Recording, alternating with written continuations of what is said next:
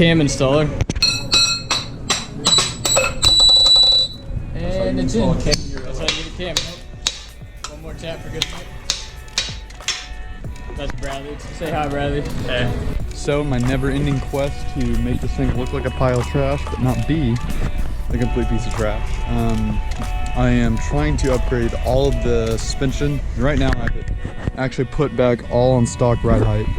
So it looks like a stock Civic. I have rear control arms coming in because when I went to go pull out the old rear shock, the bolt was actually seized in the control arm. And there was just no way of getting out. I mean, we tried a big sledgehammer, so I just beat the bushing through it, and I just have a bolt holding in right now until the control arms come in. It's pretty sketchy. I don't recommend it. But for today, I actually have Integra Type R control arms coming in. I'm hoping will be in sometime next week, but today, right now, I have these eBay control arms. Now, I originally got these because I bought some slicks and I knew they weren't going to fit into here, so I thought maybe I could camber it a bit and get to fit under there, but even that didn't work with the old shocks. So that's actually why it's stock ride height, because I couldn't fit the slicks under there while it was lowered, so I just brought it back to stock ride height. And this is going to be so I can give it a little bit of negative camber, because that's what you want whenever you go to launch. Front wheel drive just kicks up the front a little bit, makes it go positive, which if you have a little bit of negative, that evens out and becomes zero. So that's the goal.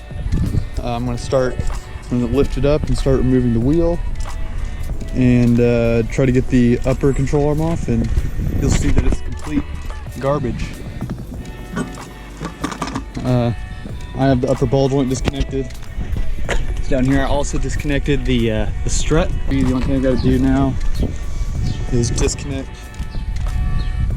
these fasteners up here that hold the remaining joints to the control arm on, and then I can start messing with the new arms. That's just lovely. Okay, so hopefully they'll come out easier than I think. Probably not though. So these are the new arms. Got this bracket here. Control arm sits up like this, and then this sits around the coil spring like that. Now this has splines in it that press into this like a lug stud presses into a hub.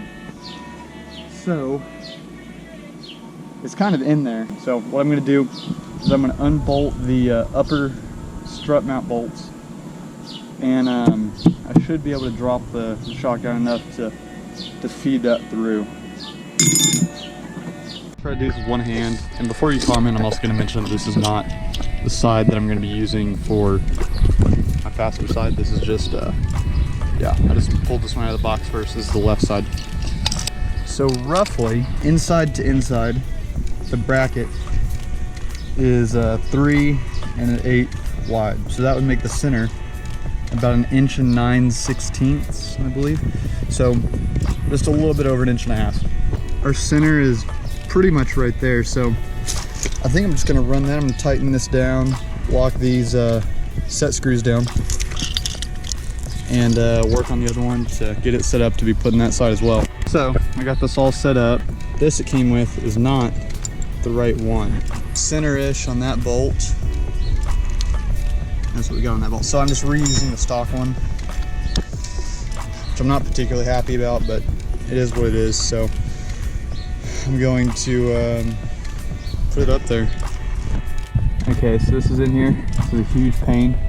The only thing that I can kind of mention that was a pain was these bolts. I kind of left them a little loose going in so that the top bushing deal, thing that encapsulates the bushing, could pivot.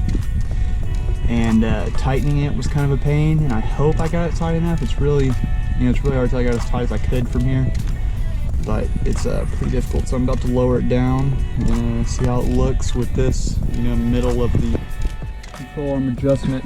See if it's too much camber or if it's zero or what. So, yep. So now we're sitting here on stock ride height, and for whatever reason, the front, I haven't measured it, but it definitely looks higher after the control arms.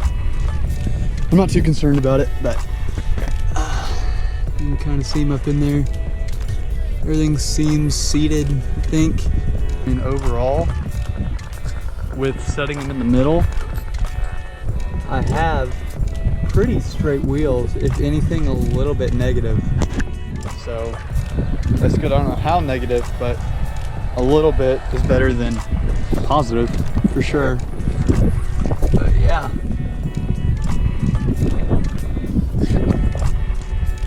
I think with that, I'm waiting for the lower control arms to come in for the front, and I'm waiting for the rear control arms to come in for the rear camber and control arms. I also really need to get a new trailing arm bushing on both sides. I'm probably going to save up for those though, because I want to get a decent one, and then once I get everything on here, I'm going to get an alignment.